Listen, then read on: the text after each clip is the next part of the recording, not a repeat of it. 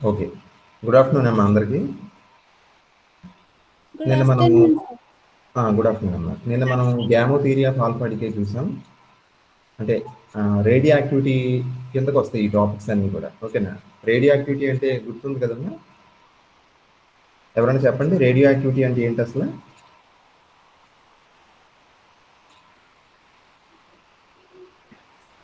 Nucleus ని stable గా ఉంచడానికి హ్మ్.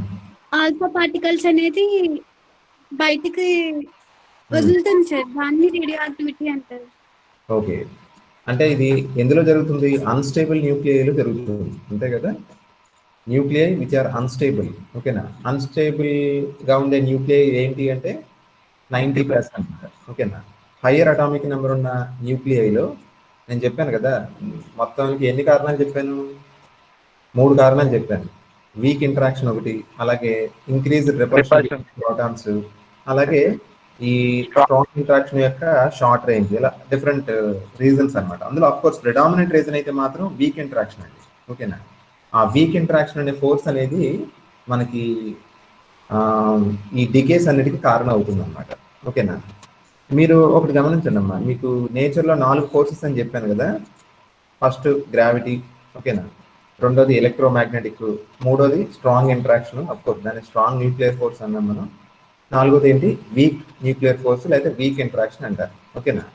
ఇందులో మీరు గమనించండి ఒకసారి, గ్రావిటీ అనేది అంటే క్రియేట్ చేస్తుందా డిస్ట్రాయ్ చేస్తుందా?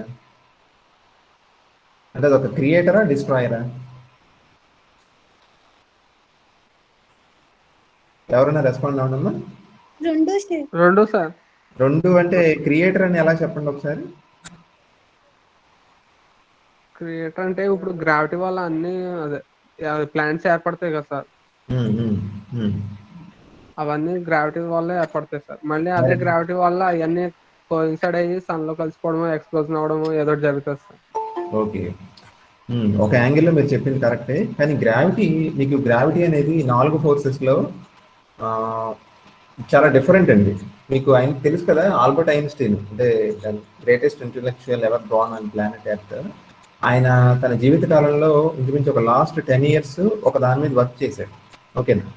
అంటే ఐన్స్టీన్ లాంటి ఒక గొప్ప మేధావి తన జీవిత కాలంలో 10 ఏళ్ల కాలాన్ని ఒక ఒక దాని మీద ఇన్వెస్ట్ చేశారంటే అది ఎంత పెద్ద ప్రాబ్లం అయి ఉండాలో ఆలోచించుకోండి ఒకసారి మీరు.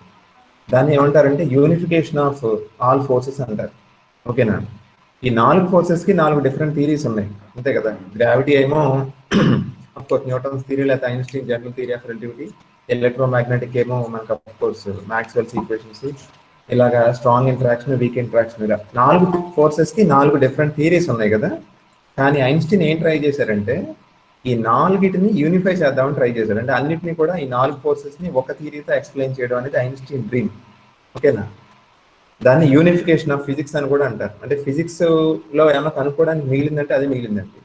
కానీ సైంటిస్టులు ఐన్స్టీన్ చేసిన వర్క్ని అలా ఐన్స్టీన్ వల్ల అది యాక్చువల్గా జరగలేదు. అంటే ఆయన చాలా ట్రై చేశాడు కానీ అచీవ్ చేయలేకపోయారు ఆయన. ఓకేనా? ఆయన్ని మిగిలిన సైంటిస్టులు కంటిన్యూ చేస్తున్నారు యాక్చువల్గా ఇప్పుడు. ఓకేనా? అంటే సైంటిస్టులు ఇప్పటి వరకు ఏం చేయగలిగారంటే గ్రావిటీ తప్ప మిగిలిన 3 ఫోర్సెస్ ఉన్నాయి చూసారా, electromagnetic, strong interaction, week interaction, వాటిని యూనిఫై చేశారండి. They have already unified to some extent. కానీ గ్రావిటీ మాత్రం ఈ మూడింటితో కలవట్లేదు. దాని బిహేవియర్ కానీ దాని ప్రాపర్టీస్ కానీ చాలా డిఫరెంట్గా ఉంటాయి. సో గ్రావిటీ అనేది ఒక డిఫరెంట్ ఫోర్స్, అది గుర్తుంచుకోండి. గ్రావిటీ అనేది ఒక విధంగా క్రియేటర్. ఎందుకని మనకి సన్ ఫామ్ అవుతుంది అంటే, స్టార్స్ ఫామ్ అవ్వాలంటే గ్రావిటీ వల్లనే ఫామ్ అవుతుంది. ఓకేనా? ఆ నెబ్యులాలో ఉన్న క్లౌడ్లో ఆ సోకాల్డ్ పార్టికల్స్ ఇవన్నీ కూడా దగ్గరికి వచ్చి స్టార్ ఫామ్ అవుతుందంటే అర్థం అది గ్రావిటీ వల్లనే. కోర్స్ ఇంకో అదర్ ఆస్పెక్ట్లో బ్లాక్ హోల్గా అయినప్పుడు, లేకపోతే అదే గ్రావిటీ వలన మొత్తం కంప్రెస్ అయిపోయి అన్ని కూడా కొలాప్స్ అవ్వడం కూడా జరుగుతుంది. ఆ విధంగా చూస్తే డిస్ట్రాయర్ కూడా. అలాగే ఎలక్ట్రోమాగ్నెటిక్ కూడా చూడండి, ఎలక్ట్రోమాగ్నెటిక్ కూడా ఒక విధంగా క్రియేటర్. ఎందుకని? మీకు యాటమ్ అనేది స్టేబుల్గా ఉంటుందంటే nucleus positive charge, electrons negative charge, కాబట్టి ఎలక్ట్రాన్స్ అనేవి న్యూక్లియస్కి బైండ్ అయ్యి కొన్ని స్టేబుల్ ఆర్బిట్స్లో తిరుగుతున్నాయి అంటే కారణం అది ఎలక్ట్రోమాగ్నెటిక్ ఫోర్సే. ఓకేనా?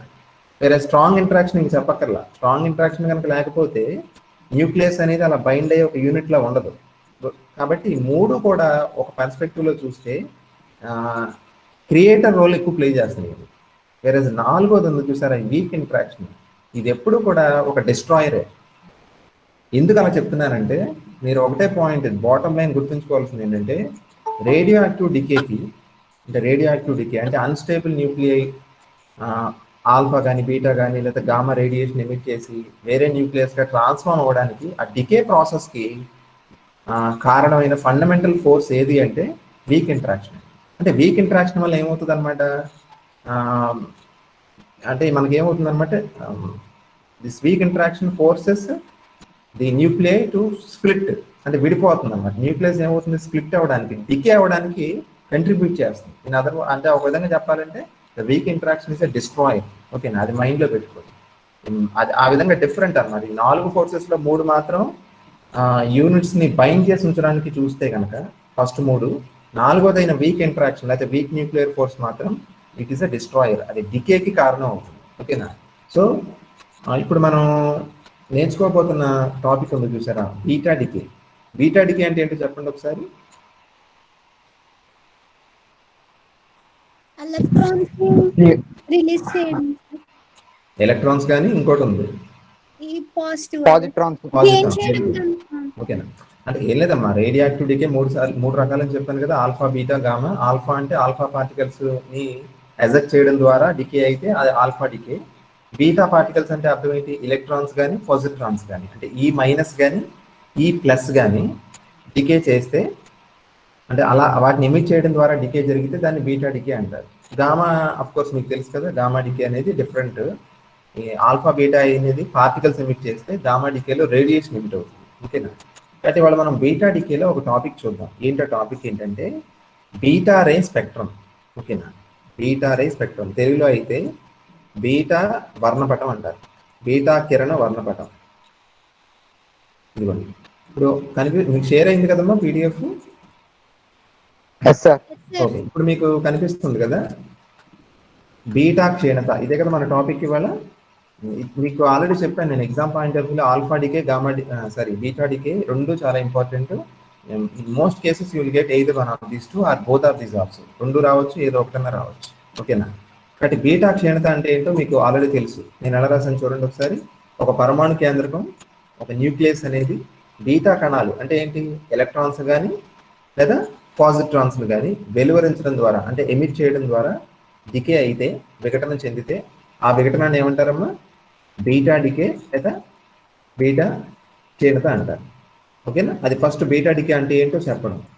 ఓకే, ఇప్పుడు మీరు గమనించాల్సింది, మీకు ఫస్ట్ మీరు కరెక్ట్గా లెసన్ వింటుంటే కనుక మీకు ఎమ్మటే ఒక డౌట్ రావాలి.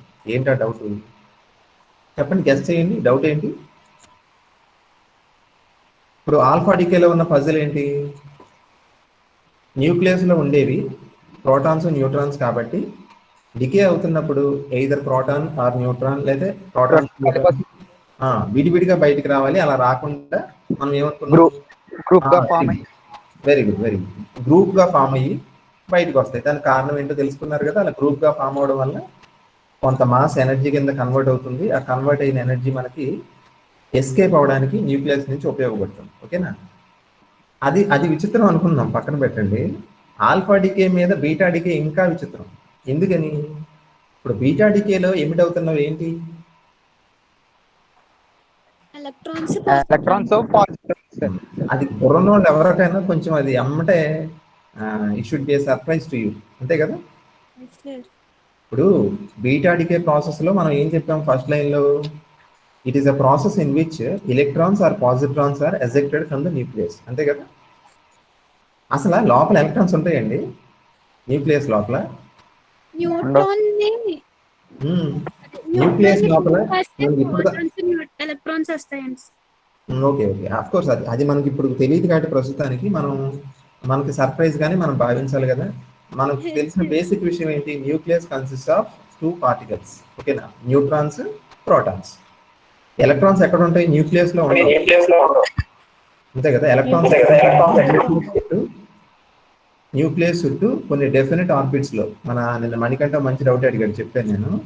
న్యూక్లియస్ చుట్టూ కొన్ని క్వాంటైజ్డ్ ఆర్బిట్స్ లో ఎలక్ట్రాన్స్ తిరుగుతుంటాయి. అంటే ఎలక్ట్రాన్స్ ఎక్కడ ఉంటాయి, న్యూక్లియస్ బయట ఉంటాయి. ఓకేనా. కానీ బీటా డికేలో ఏం జరుగుతుందని చెప్తున్నాం మనం, electrons are ejected from the nucleus అని చెప్తున్నాం. అసలు లోపల ఎలక్ట్రాన్స్ లేనప్పుడు ఎలక్ట్రాన్స్ ఎలా బయటకు వస్తుంది? అది కామన్ సెన్స్ కదా, అది పెద్ద పజిల్ కదా. కాబట్టి దాన్ని ఫస్ట్ అర్థం చేసుకోవాలి. ఓకేనా? మీరు ఇక్కడ విషయం మీకు చెప్పాలమ్మా జాగ్రత్తగా, ఏంటంటే ఈ రేడియో యాక్టివిటీ అనేది అంటే ఆల్ఫా కానీ బీటా కానీ గామా కానీ నేచర్ మనకి ఇచ్చిన ఒక వరం లాంటిది. ఫర్ ఎగ్జాంపుల్ న్యూక్లియస్ స్ట్రక్చర్ తెలుసుకోవాలనుకోండి, లేదా న్యూక్లియస్ ప్రాపర్టీస్ గురించి, లేదా న్యూక్లియస్ లోపల ఉన్న ఫోర్సెస్ గురించి తెలుసుకోవాలి అంటే మనం డైరెక్ట్గా తెలుసుకునే ఛాన్స్ ఉందా? డైరెక్ట్గా మైక్రోస్కోప్ లేకపోతే ఎలక్ట్రాన్ మైక్రోస్కోప్తో మనం స్టడీ చేయగలమా? చూసి చెప్పగలమా? చెప్పలేం కదా, అంతే కదా. ఫర్ ఎగ్జాంపుల్ మనకి ఫస్ట్ ఇయర్లో మీరు నేర్చుకుంటారు రదర్ఫోర్డ్ గోల్డ్ ఫాయిల్ ఎక్స్పెరిమెంట్. ఓకేనా? ఆ ఎక్స్పెరిమెంట్లో ఆటమ్ స్ట్రక్చర్ చెప్పాడు రదర్ఫోర్డ్, అంతే కదా. ఆయన చెప్పింది ఏంటి? పాజిటివ్ ఛార్జ్ అనేది ఆటమ్ మొత్తం డిస్ట్రిబ్యూట్ అయ్యి ఉంటుందా, లేకపోతే ఆటమ్కి సెంటర్లో మధ్యలో ఒక చిన్న వాల్యూమ్లో కాన్సన్ట్రేట్ అయ్యి ఉంటుందా అనే ప్రశ్నకి సమాధానం దొరికింది మనకి ఆ ఎక్స్పెరిమెంట్లో. ఓకేనా? ఇప్పుడు ఆ సమాధానాన్ని మనం ఎలాగ అన్వేషించాం? ఆల్ఫా పార్టికల్స్ని పంపించాం, అవి స్కాటర్ అయ్యి ఆ స్కాటరింగ్ని అబ్జర్వ్ చేసి దాన్ని బట్టి మనం చెప్పగలిగాం, అంతే కదా. అంటే ఇండైరెక్ట్గా చెప్పడమే కదా.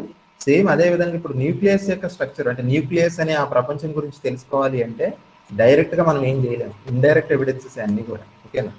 కాబట్టి ఈ రేడియో యాక్టివిటీ అనే ఆ ఫినామినా లేదనుకోండి, అసలు న్యూక్లియస్ గురించి మనకి ఏమీ తెలియదు. ఓకేనా? అంటే ఆల్ఫా డికేని స్టడీ చేయడం వల్ల అంటే నేచర్ మనకి ఏం చేస్తుంది, కొన్ని హింట్స్ వదులుతుంది అనమాట. చూడండి, ఒక క్విజ్ కాంపిటీషన్ పెట్టి క్వశ్చన్ ఏదైనా చెప్పలేకపోతే ఏమడుగుతారు పార్టిసిపెంట్స్? సరే అని హింట్ ఉంటే ఇవ్వండి అంటారు. ఓకేనా? నేను అప్పుడు ఏదైనా హింట్ ఇస్తే మీరు ఆన్సర్ చేయగలుగుతారు. అదేవిధంగా అంటే న్యూక్లియస్ గురించి తెలుసుకోవడానికి, అంటే న్యూక్లియస్ని ఎక్స్ప్లోర్ చేయడం కోసం నేచరే మనకు ఒక హింట్ ఇస్తుంది, హింట్స్ వదులుతుంది అనమాట. ఆల్ఫా డికే ప్రాసెస్లో లేదా బీటా డికేలో గామా డికే ఆ రూపాల్లో మనకు అది హింట్లు ఇస్తుంది. ఆ ఇస్తున్న హింట్స్ని బట్టి మనం ఏం చేయాలి? ఆ లోపల ఏం జరుగుతుందో, ఆ న్యూక్లియస్ లోపల ఏం జరుగుతుంది, వాటి కాన్స్టిట్యూయెంట్స్ ఏంటి, వాటి మధ్య ఉన్న ఫోర్సెస్ ఏంటి, ఇవన్నీ కూడా ఆ డికేని స్టడీ చేయడం వల్లే చెప్పగలుగుతున్నాం తప్ప లేకపోతే మనం చెప్పలేం. అంటే న్యూక్లియర్ డికే, ఆ రేడియో యాక్టివిటీ అనేది it is a boon for us, అది మనకు వరం అని. అది కనుక లేకపోతే it can never explore the nucleus. అది గుర్తుంచుకోండి ఫస్ట్. ఓకేనా? కాబట్టి సిగ్నిఫికెన్స్ ఆఫ్ రేడియో యాక్టివిటీ అనమాట from the perspective of a scientist or a researcher చెప్తాను. ఓకేనా? కాబట్టి ఇప్పుడు బీటా డికేలో ఉన్న పజిల్కి ఎవరైనా ఆన్సర్ చెప్పగలరా? అంటే ఇందాక సౌజన్య ఏదో అంది కదా, చెప్పమ్మా సౌజన్య. న్యూట్రాన్ ని బ్రేక్ చేస్తే అది ప్రోటాన్ కింద ఎలక్ట్రాన్ కింద రిలీజ్ అవుతుందండి సార్. Okay okay. బ్రేక్ చేయడం అంటే ఏంటమ్మా? ఎవరు బ్రేక్ చేస్తారు? ఏమైనా రేడియేషన్ అది పంపించినప్పుడు న్యూక్లియస్ అలా బ్రేక్ అవుతుందేమో సార్, నాకు అలాగే తెలుసు. కాదు కాదు, నువ్వు ఒక చోట పొరపాటు ఆలోచించావు. నేను ఆల్రెడీ చాలాసార్లు నొక్కి చెప్పాను. నేను రేడియో యాక్టివిటీ అనేది, ఓకేనా, అది స్పాంటేనియస్ ప్రాసెస్ అది. ఓకేనా? అది దానంతటా జరుగుతుంది, దాన్ని మనం ఎక్స్టర్నల్గా ఇన్ఫ్లుయెన్స్ చేయలేము, అంతే కదా. సో న్యూట్రాన్ ప్రోటాన్గా మారడాన్ని లేదా ప్రోటాన్ న్యూట్రాన్గా మారడాన్ని యూ కెనాట్ ట్రిగర్, నువ్వు దాన్ని ఎక్స్టర్నల్గా ట్రిగర్ చేయలేవు, దానంతటా జరగాలి. ఓకేనా? కాబట్టి ఇప్పుడు బీటా డికేలో ఉన్న పజిల్ మనకి ఏమనిపిస్తుంది? అసలు పజిల్ అర్థమైంది కదా మీకు? బీటా డికేలో ఎలక్ట్రాన్స్ ఎమిట్ అవుతున్నాయి, అసలు లోపల ఎలక్ట్రాన్స్ లేనప్పుడు ఎలక్ట్రాన్స్ బయటకు ఎలా వస్తాయి? ఓకేనా? ఓకేనమ్మా? ఇప్పుడు మనకి అది పజిల్లా అనిపిస్తుంది. అంటే మనలాంటి వాళ్ళకి ఏమనిపిస్తుంది అంటే ఇది పెద్ద తలపోట్లా ఉంది, ఏంటి ఇలా ఎలా సాధ్యం ఇది అని చెప్పి మనం వదిలేస్తాం. సైంటిఫిక్ డిస్కవరీస్ అంటే దట్టు గొప్ప గొప్ప సైంటిఫిక్ డిస్కవరీస్ ఎక్కడ స్టార్ట్ అవుతాయి అంటే ఇలాంటి అనామలీస్ వచ్చినప్పుడే అక్కడ గొప్ప డిస్కవరీ జరగబోతుందని అర్థం. ఓకేనా సార్? ఎక్కడైతే చెప్పండి జాన్. ఇందాక వీక్ న్యూక్లియర్ ఫోర్స్ అనేది డెస్ట్రాయర్ అన్నారు కదా సార్, అది డెస్ట్రాయ్ చేస్తుంది సార్? అంటే ఆన్సర్ అదే. యాక్చువల్గా వీక్ న్యూక్లియర్ ఫోర్స్ లేదా వీక్ ఇంట్రాక్షన్ వల్లనే ఈ సోకాల్డ్ ఎలక్ట్రాన్స్ వచ్చే ప్రాసెస్ జరుగుతుంది. అది అఫ్కోర్స్ అది చెప్పడానికి ముందు కొంచెం బ్యాక్గ్రౌండ్ చెప్తున్నాను. Okay okay sir. కాబట్టి మీకు చెప్పింది అర్థమవుతుంది కదమ్మా. నేనేమంటున్నానంటే ఈ మధ్యలో ఏదో చెప్పాను, ఏంటమ్మా ఇక్కడ మిస్లీడ్ అయ్యాను నేను. న్యూట్రాన్స్ ఎక్కడో స్టాప్ అయ్యాను. అదే సార్ డిస్కవర్ కొత్త పెద్ద పెద్ద డిస్కవరీస్ అని. ఆ పాయింట్ చాలా ముఖ్యమైన పాయింట్. మీకు తెలుస్తుందా లేదా? అంటే ఎక్కడైతే మనం బాబు ఇదేదో పెద్ద పజిల్ వచ్చేసిందిరా, ఇది కష్టం దీన్ని సాల్వ్ చేయడం అని మనం మనలాంటి వాళ్ళు వరి అవుతాం, కానీ సైంటిస్టులు అలాంటి చోటే they enjoy a lot, they relish a lot. ఎందుకని? అంత పెద్ద పజిల్ వచ్చిందంటే అర్థం అంత గొప్ప డిస్కవరీ ఏదో వెలుగులోకి రాబోతుందని అర్థం. ఓకేనా? కాబట్టి ఇప్పుడు మన ముందున్న పజిల్ని మనం కనుక ఛేదించగలిగితే ఒక గొప్ప డిస్కవరీ రాబోతుంది. అటు సైంటిస్ట్ కూడా ఆ పజిల్ని సాల్వ్ చేశారండి. అంత ఈజీగా కాదు, చాలా చాలా కష్టపడితే దానికి ఆన్సర్ దొరికింది. ఏంటి దేనికి ఆన్సరు? న్యూక్లియస్లో ఎలక్ట్రాన్స్ లేనప్పుడు ఎలక్ట్రాన్స్ ఎలాగా బీటా డికేలో న్యూక్లియస్ నుంచి ఎమిట్ అవుతున్నాయి అనే ప్రశ్నకు సమాధానం ఏంటంటే, జాగ్రత్తగా వినండి. ఏంటంటే దానికి సమాధానం, మనం న్యూక్లియస్ లోపల 2 రకాల పార్టికల్స్ ఉన్నాయని చెప్పాం. ఏంటవి? Protons, neutrons. అంతే కదా, ప్రోటాన్స్, న్యూట్రాన్స్. కాబట్టి మీకు ఒక మాట చెప్తాను వినండి. న్యూక్లియస్ అనేది ఒక అపరిచితుడి సినిమా లాంటిది. ఫర్ ఎగ్జాంపుల్ మనకి అపరిచితుడి సినిమా చాలా అమాయకంగా చూస్తున్నాం అనుకోండి. అమాయకంగా అంటే నీకు ఫర్ ఎగ్జాంపుల్ విక్రమ్ అనే వాడు 3 క్యారెక్టర్లు ప్లే చేశాడని, ఓకేనా, మేకప్లు మార్చి లేకపోతే తన యొక్క యాటిట్యూడ్ లేకపోతే తన బిహేవియర్ మార్చి 3 రకాలుగా ప్రవర్తించాడని నీకు తెలియకుండానే చూసావు అనుకో, నీకేమనిపిస్తుంది? 3 క్యారెక్టర్ల పేర్లు చెప్పండి సరదాగా ఒకసారి అపరిచితుడి సినిమాలో. రేమో సార్. రేమో ఈ క్యారెక్టర్ ముందు చెప్పేస్తారు, తర్వాత చూసారా, ఒక క్వశ్చన్ అడిగితే ఒక్కళ్ళే రెస్పాండ్ అవుతారు, కానీ సినిమాలో హీరోల పేర్లు చెప్పండి అంటే అందరూ ఒకేసారి అన్మ్యూట్ చేసి మాట్లాడుతున్నారు. చెప్పండి నెక్స్ట్. రెండో వాళ్ళు ఎవరు? ఒకటే తెలుసు నాకు. రేమో ఒక్కడే తెలుసమ్మా. అసలు మెయిన్ అసలు క్యారెక్టర్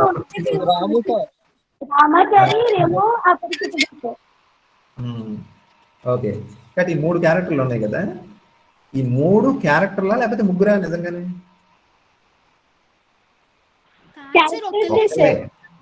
ఇప్పుడు విక్రమ్ వెళ్ళి రామానుజన్ క్యారెక్టర్ చేసినందుకు ఒక 10 కోట్లు, లేకపోతే రేమో క్యారెక్టర్ చేసినందుకు ఇంకో 5 కోట్లు, 3 సార్లు రెమ్యూనరేషన్ తీసుకోరు కదా ఆయన విక్రమ్. ఓకేనా? ఒకే వ్యక్తి 3 క్యారెక్టర్లు ప్లే చేశాడు అంతే. ఇప్పుడు నేను మాట చెప్పాను కదా, న్యూక్లియస్ అనేది ఒక అపరిచితుడి సినిమా లాంటిది. అంటే ఒకటే తేడా, అపరిచితుడి సినిమాలో 3 క్యారెక్టర్లు ఉన్నాయి, ఇక్కడ 2 క్యారెక్టర్లు ఉన్నాయి. ఇప్పుడు న్యూట్రాన్, ప్రోటాన్ అనేవి 2 వేరు పార్టికల్స్ కాదండి. 2 ఒకే పార్టికల్, అంటే ఒక రకమైన పార్టికలే. ఏమవుతుందంటే న్యూట్రాన్ ప్రోటాన్ గా మారుతూ ఉంటుంది, ప్రోటాన్ ఏమో న్యూట్రాన్ గా మారుతుంటది. అంటే ఇప్పుడు చూడండి సినిమా, చెప్పండి. క్వార్క్స్ ఉంటాయి కదా సార్ న్యూట్రాన్ లోపల? చెప్తాను, అక్కడ దాకా ఇంకా రాలేదమ్మా, చెప్తాను ఒకసారి. ఒక ఆర్డర్ లో తీసుకెళ్తాను సబ్జెక్ట్, ఒకసారి వినండి. కాబట్టి ఇప్పుడు మీకు తెలియాల్సింది ఏంటి? వాయిస్ బ్రేక్ అవుతుందమ్మా, ఒక్కసారి.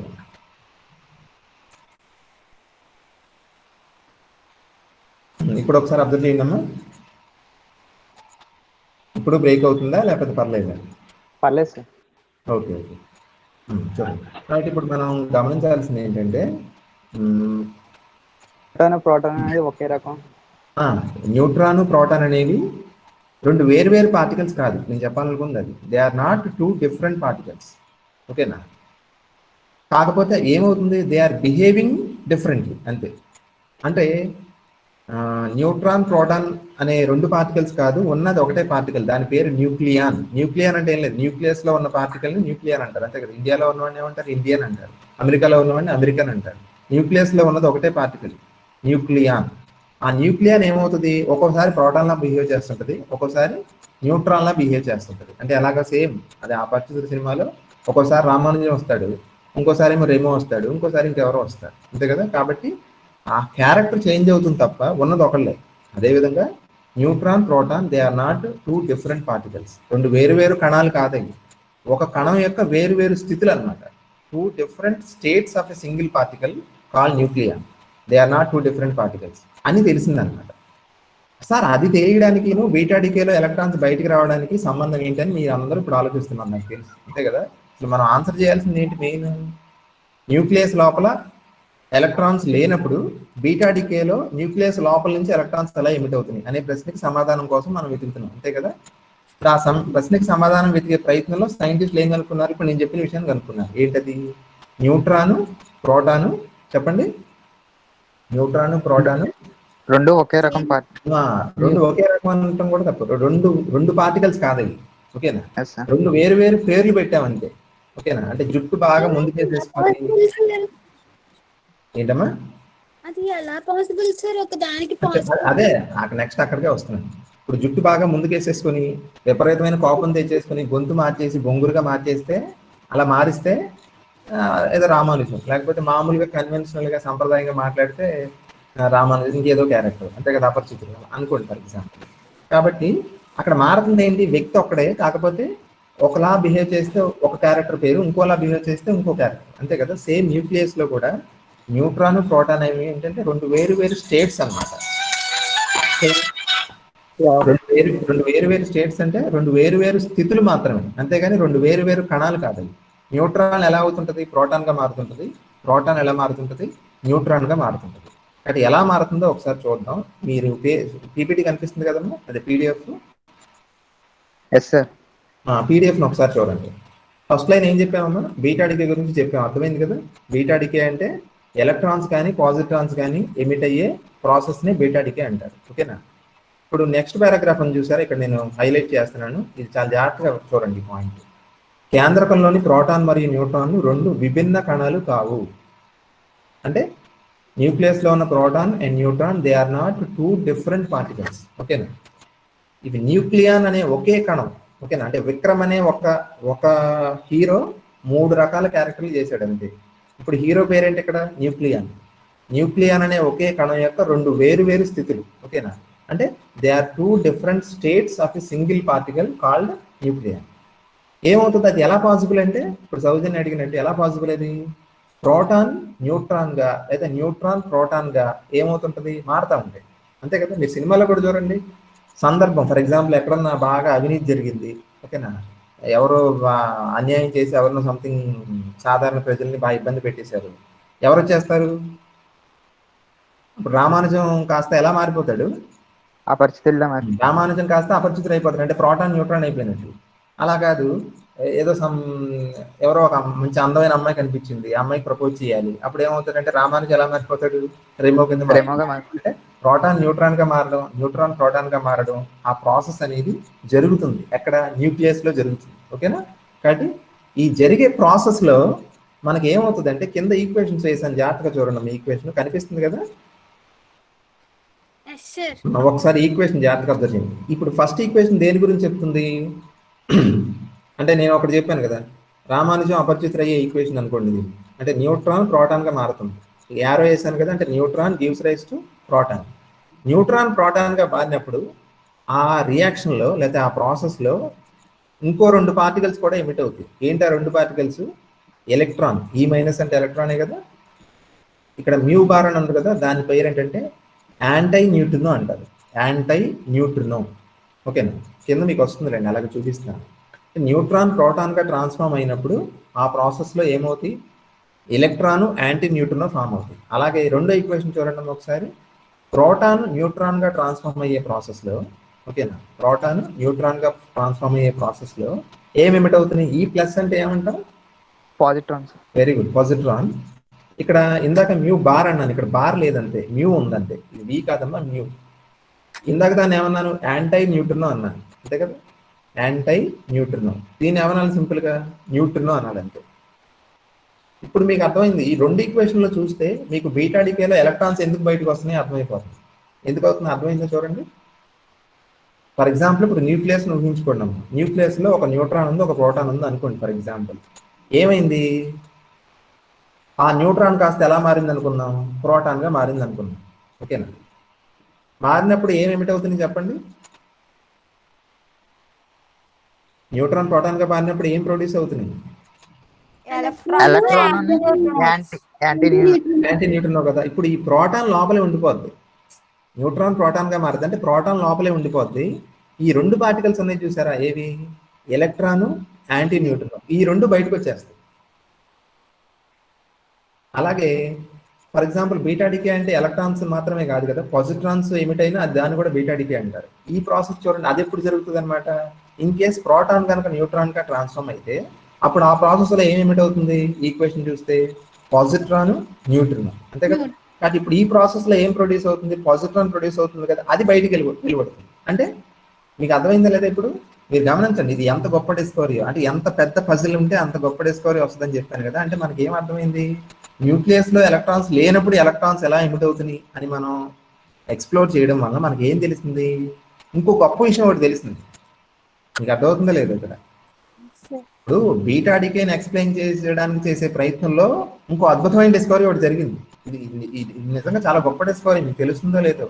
అప్పుడు దాకా న్యూట్రాన్ ప్రోటాన్ అనేవి రెండు వేరు వేరు, అంటే గొప్ప డిస్కవరీ అని మిమ్మల్ని సెన్సిటైజ్ చేయలేము, ఎందుకంటే అపరిచితుల సినిమా చూస్తున్నప్పుడు మీకు ముందే తెలుసు ఏంటి ఇది 3 క్యారెక్టర్లు ప్లే చేస్తున్నాడు విక్రము, ఒకటి ముగ్గురు ఒకళ్ళే అని మీకు ఆల్రెడీ తెలుసు, అంతే కదా? సార్ మీకు తెలుసు అది సినిమా కాబట్టి మీరు ముందే ఊహించేస్తాను, కానీ సైంటిస్టులు అలా ఊహించలా. వాళ్ళు ఏమనుకున్నారు, అందరూ న్యూట్రాన్ వేరు ప్రోటాన్ వేరు, రెండు వేరు వేరు పార్టికల్స్ అనుకునే దాంట్లోనే ఉన్నాం మనం. కానీ సడన్ గా ఏం తెలిసింది ఇప్పుడు,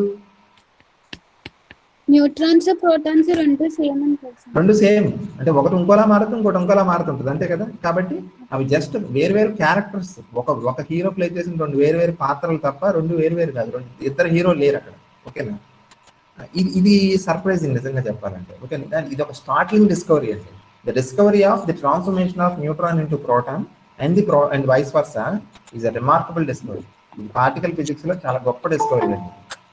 అది మీరు మైండ్ లో పెట్టుకోవాలి. అంటే బీటా డికేని ఎక్స్ప్లెయిన్ చేసే ప్రయత్నంలో, ఓకేనా, బీటా డికేని ఎక్స్ప్లెయిన్ చేసే ప్రయత్నంలో you ended up discovering A much greater thing, చాలా గొప్ప విషయాన్ని కనిపెట్టాం అన్నమాట. ఓకేనా? కాబట్టి అదే నేను చెప్పింది అదే, అంటే మనం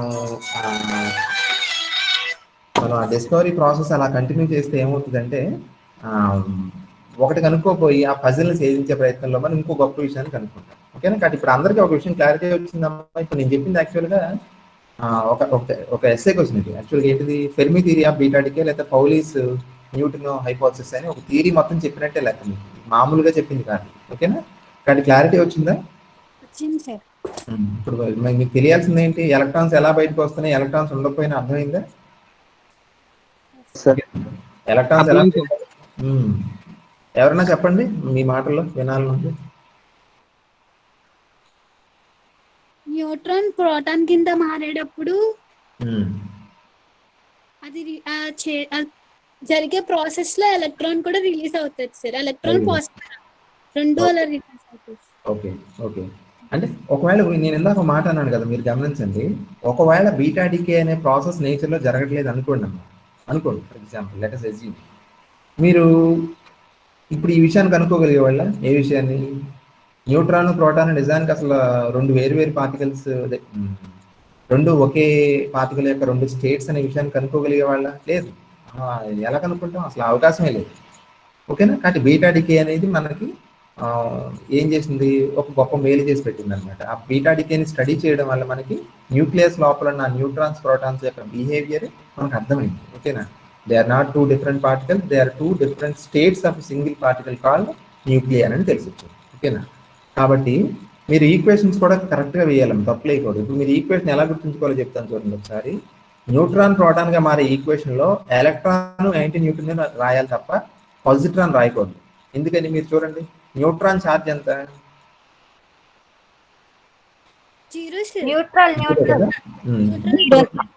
అది బ్యాలెన్స్ అవ్వాలి కదా, ఈక్వేషన్ కి లెఫ్ట్ సైడ్ ఎంత ఉంటుందో రైట్ సైడ్ అంతే ఉండాలి కదా.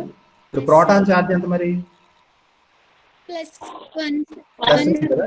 మరి అప్పుడు ఎలక్ట్రాన్ వస్తేనే కుదురుతుంది, అంతే కదా. +1 వచ్చినప్పుడు ఎలక్ట్రాన్ కి -1 కాబట్టి ఎంత, 0. అఫ్ కోర్స్ న్యూట్రన్ అనే పార్టికల్ కి ఛార్జ్ ఉండదు, ఓకేనా. కాబట్టి బ్యాలెన్స్ అవుతుంది కదా ఈక్వేషన్. అలాగే ప్రోటాన్ న్యూట్రాన్ గా వెళ్ళినప్పుడు చూడండి, ప్రోటాన్ ఛార్జ్ ఎంత, +1, అంటే లెఫ్ట్ సైడ్ ఎంత రావాలి, +1, రైట్ సైడ్ ఎంత రావాలి. ఇప్పుడు న్యూట్రాన్ ఛార్జ్ 0, పాజిట్రాన్ ఛార్జ్ ఎంత, +1, ఇక్కడ సరిపోతుందా లేదా, న్యూట్రన్ అది 0. కాబట్టి ఈక్వేషన్లు మీరు తప్పుగా రాసే అవకాశం లేదు, ఓకేనా.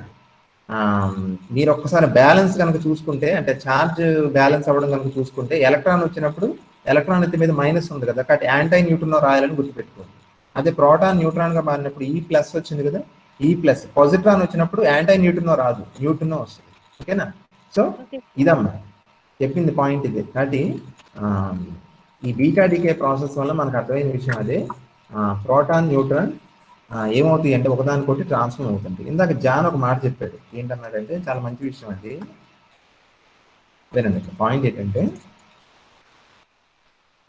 మీకు ఫస్ట్ లో నేను ఒక విషయం చెప్పాను, ఏంటి, ఆటం లోపల 3 పార్టికల్స్ ఉంటాయని చెప్పాను కదమ్మా. ఏంటవి, ప్రోటాన్ న్యూట్రాన్ ఎలక్ట్రాన్. ప్రోటాన్స్, అంతే కదా? Neutrons, electrons. ఓకే. ఎలక్ట్రాన్, ఇప్పుడు ఎలక్ట్రాన్ అనేది ఓకే, దాన్ని పక్కన పెట్టండి కాసేపు. ప్రోటాన్, న్యూట్రాన్ అనేవి కూడా పార్టికల్స్ కదా. అవి పార్టికల్సే కానీ ఫండమెంటల్ పార్టికల్స్ కాదు. అంటే దాని అర్థం ఏంటంటే సైంటిస్టులు తర్వాత ఏం కనుక్కున్నారంటే, ఇప్పటికీ మన టెక్స్ట్ బుక్స్లో, మీరు చదివే టెక్స్ట్ బుక్స్లో ఈ విషయం ఉండదండి. అది అన్ఫార్చునేట్. యాక్చువల్గా అప్డేట్ అవ్వట్లేదు టెక్స్ట్ బుక్స్. అంత కోర్స్ అప్డేట్ అవ్వడం, ఇది నేను చెప్పేది యాక్చువల్గా హయ్యర్ లెవెల్ నాలెడ్జ్ అనమాట, డీపర్ ఇన్సైట్. ఓకేనా. ప్రోటాన్స్ కానీ న్యూట్రాన్స్ కానీ ఇందాక జాన్ అన్నట్టు క్వాక్స్ అనే పార్టికల్స్తో తయారవుతుంది. క్వాక్స్ మీకు ఒక చిన్న ఇది చూపిస్తాను, చూడండి ఒకసారి.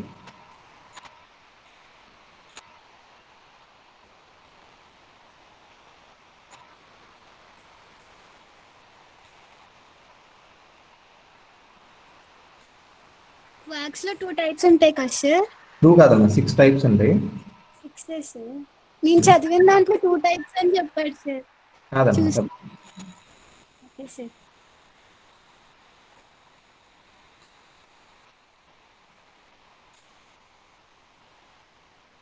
ఇప్పుడు మీకు ఒక పిక్చర్ షేర్ అయింది కదమ్మా. ఏం సార్? ఓకే, ఈ పిక్చర్లో చూడండి. ఇక్కడ క్వార్క్ అనే పదం కనిపిస్తుంది కదా. క్వార్క్ స్పెల్లింగ్ ఏంటంటే QUARK. అంటే మీకు ఫస్ట్ టైం వింటున్నారు కదా స్పెల్లింగ్ చెప్తున్నాను. ప్రోటాన్స్, న్యూట్రాన్స్ ఫండమెంటల్ పార్టికల్స్ కాదు. అంటే అసలు ప్రోటాన్ అనే పార్టికల్ ఎక్కడ లేదండి. ప్రోటాన్ అంటే అర్థం ఏంటి? 3 క్వాక్స్ కలిస్తే ఒక ప్రోటాన్. ఓకేనా. క్వాక్స్లో మొత్తం 6 టైప్స్ ఉంటాయండి. Up, down, top, bottom, charm, strange అని మొత్తం 6 టైప్స్ ఉంటాయి. ఓకేనా. కాకపోతే ఈ అప్, డౌన్ అని చెప్పాను చూసారా, ఈ 2 క్వాక్సే స్టేబుల్గా ఉంటాయి. మిగిలిన 4 కూడా అన్స్టేబుల్, అవి తొందరగా డికే అయిపోతాయి వేరే రూపంలోకి. ఓకేనా. మీరు అబ్జర్వ్ చేయండి. ప్రోటాన్ అంటే అర్థం ఏంటంటే 2 అప్ క్వాక్స్, ఒక డౌన్ క్వాక్స్ కలిపితే వచ్చేది ప్రోటాన్. ఓకేనా. అంటే కలిపితే వచ్చేది అంటే అర్థం ఏంటి? 2 అప్ క్వాక్స్, ఒక డౌన్ క్వాక్ కలిపి 3 పార్టికల్స్ ఇలా కలిసి ఉంటే అది ప్రోటాన్. ఓకేనా. అదే న్యూట్రాన్ అంటే అర్థం ఏంటంటే ఒక అప్ క్వార్క్, 2 డౌన్ క్వాక్స్ కలిపితే వచ్చేది న్యూట్రాన్. అంటే నిజంగా చెప్తే ప్రోటాన్స్, న్యూట్రాన్స్ అనే పార్టికల్స్ ప్రపంచంలో ఎక్కడ లేవు. ఓకేనా. They are not fundamental particles. Protons వేటితో తయారవుతాయండి? ఇంకా చిన్న పార్టికల్స్తో. అంటే మీరు అర్థమవుతుందా లేదా? మనం జూమ్ చేసుకుంటా వెళ్తున్నాం. ఫస్ట్ అసలు యాటమే అన్కటబుల్ అని చెప్పాం, గుర్తుందా కదా మీకు?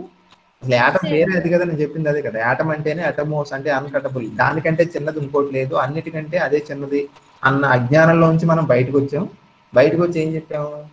ఆటమ్ లోపల సెంటర్లో న్యూక్లియస్ ఉంటుందని, న్యూక్లియస్ చుట్టూ ఎలక్ట్రాన్స్ తిరుగుతుంటాయి అని చెప్పాం. ఓకే, అంటే అంతవరకు ఓకే. కొన్ని న్యూక్లియస్ లోపల ఏముంటాయంటే, న్యూక్లియస్ లోపల కూడా ఏముంటాయని కనుక్కున్నాం. మళ్ళీ ప్రోటాన్స్, న్యూట్రాన్స్ ఉంటాయని కనుక్కున్నాం. పోనీ అక్కడతో ఆగామా? ఇంకా తవ్వుతున్నాం. వీఆర్ డిగింగ్ డీపర్, బాగా లోతుకు తవ్వుతున్నాం అన్నమాట. ఇక్కడ ఇంకా లోపలికి వెళ్తే ప్రోటాన్స్, న్యూట్రాన్స్ కూడా ఫండమెంటల్ పార్టికల్స్ కాదు. అవి కూడా వాటి లోపల కూడా ఇంకా చిన్ని పార్టికల్స్ ఉన్నాయి. ఓకేనా. ఒక ప్రోటాన్ అంటే చెప్పాను కదా, 2 అప్, 1 డౌన్. అలాగే న్యూట్రాన్ అంటే ఒక అప్, 2 డౌన్ క్వాక్స్ కలిస్తే న్యూట్రాన్ వస్తుంది. ఓకేనా. మీకు చెప్పాను చూసారా, స్ట్రాంగ్ ఇంట్రాక్షన్ అని నేను అన్నాను. యాక్చువల్గా స్ట్రాంగ్ ఇంట్రాక్షన్ అంటే వేటి మధ్య ఉండేది స్ట్రాంగ్ ఇంట్రాక్షన్ తెలుసా? అసలు ఈ అప్ క్వాక్స్, డౌన్ క్వాక్స్ మధ్య ఉండేదే స్ట్రాంగ్ ఇంట్రాక్షన్. దాని తాలూకు రెసిడ్యువలే మనం బయటికి ఫీల్ అయ్యే ఈ స్ట్రాంగ్ న్యూక్లియర్ ఫోర్స్ అనమాట. ఇంకా అంతకుమించి డెప్త్లోకి వెళ్ళకుండా ఇంట్రెస్ట్ ఉన్న వాళ్ళు ఎవరితో నాకు పర్సనల్గా కాల్ చేయడమో నేను చెప్తాను. ఇంతవరకు మనకు ప్రస్తుతానికి సరిపోదు. బట్ ఈ పాయింట్ ఒకటి గుర్తుంచుకోండి. ఓకేనా. ప్రోటాన్స్, న్యూట్రాన్స్ కూడా ఫండమెంటల్ పార్టికల్స్ కాదు. They are made up of even smaller particles called quarks. ఈ క్వాక్స్తో తయారవుతుంది.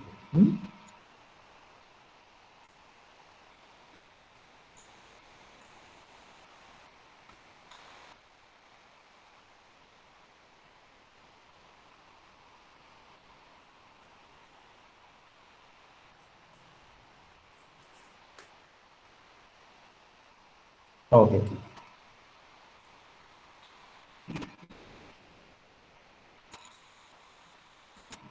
ఓకే చూడండి ఇప్పుడు. ఓకే, బీటాడికే అర్థమైంది. తర్వాత బీటాడికే సంబంధించిన ఫెర్మి థియరీ చెప్పేశాను నేను. ఫెర్మి థియరీ ఆఫ్ బీటాడికే అంటే బీటాడికే జరగడానికి ప్రాసెస్కి లోపల ఏం జరుగుతుందనే విషయాలు చెప్పేశాను. అక్కడ దాకా అర్థమైంది కదమ్మా. ఓకేనా. ఇప్పుడు మనం నెక్స్ట్ టాపిక్ వద్దాం. ఇది 2వ ప్రశ్న అనమాట, బీటాడికేలో 2వది. అంటే మీకు నేను చెప్పిన థియరీ యాక్చువల్గా దీని తర్వాత వస్తుందండి. ఇప్పుడు నేను చూపిస్తాను చూడండి. ఇదిగోండి, బీటా క్షీణత పౌలి న్యూటన్ సిద్ధాంతం ఉందో చూసారా. ఇప్పుడు నేను చెప్పిన విషయం అంతా అదేనండి. ఓకేనా. దాన్ని మళ్ళీ ఒకసారి బ్రౌజ్ చేసి చెప్తాను. ఇప్పుడు మనం ఏం చూద్దామంటే బీటా కణముల వర్ణపటం, బీటా రే స్పెక్ట్రమ్ అంటారు కాన్సెప్ట్ అది. బీటా రే స్పెక్ట్రమ్ అంటే ఏంటి? ఓకేనా, బీటా రే స్పెక్ట్రమ్ అంటే ఏం లేదమ్మా, సింపుల్. ఇప్పుడు ఒక న్యూక్లియస్ బీటా డికే జరుగుతుంది. ఓకేనా, బీటా డికే జరుగుతుందంటే ఏం వస్తున్నాయి అందులోంచి? ఆ న్యూక్లియస్ నుంచి చెప్పండి. ఎలక్ట్రాన్స్ ఫర్ ఎగ్జాంపుల్ కన్ఫ్యూజన్ లేకుండా ఎలక్ట్రాన్స్ వస్తున్నాయి అనుకుందాం ఫర్ ఎగ్జాంపుల్. అదే కన్ఫ్యూజన్ లేకుండా ఎలక్ట్రాన్స్ వస్తున్నాయి అని అనుకుందాం ఫర్ ఎగ్జాంపుల్.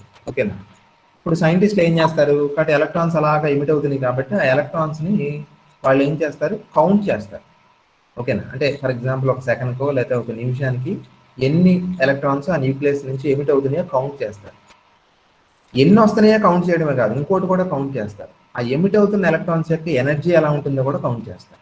ఓకేనా, so బీటాడికే you will study 2 things. Number of particles emitted, ఓకేనా, అంటే వెలువడిన ఎలక్ట్రాన్ల సంఖ్య ఎంత. రెండోది ఏంటి?